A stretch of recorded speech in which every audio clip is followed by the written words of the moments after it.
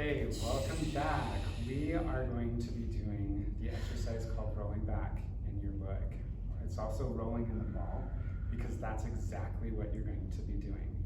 So in this one, you want to make sure that your entire core is engaged as much as possible. And what you're going to do eventually is you're going to do variations of rolling back onto your back. You're going to, the important thing as you're going through all of these motions is you come to a first place. And so let's set the first place. So there's a couple of variations. The first variation is to hug your hands on the outside of your knee like Becky is doing.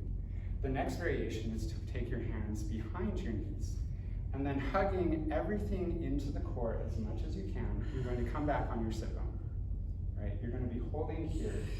If you're familiar with yoga, this is very similar to a boat pose. You're basically balancing here on your sit bone. Take a couple of deep breaths. So with each breath, you're going to be hugging in as much as you can. With an inhale, releasing just slightly, and then exhale, hugging in.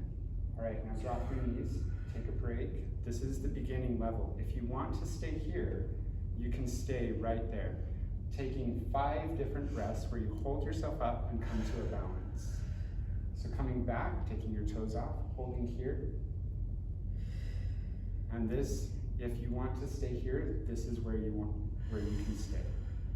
Now to go to the actual rolling back, with an exhale, you're going to roll all the way back, coming on to your shoulders, and then roll back up as soon as you can.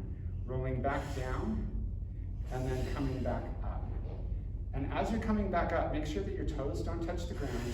You do not release at all.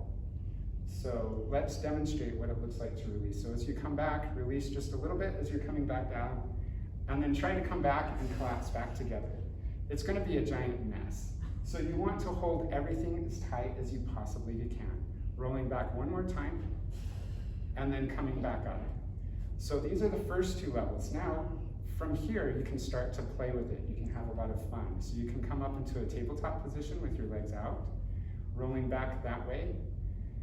And then if you want to make this even more interesting, take your first 2 fingers, wrap them around the big toe, peace fingers, and then coming out into a straddle. Now, as you come back into a straddle, you can also have your feet together. This is the next level past that.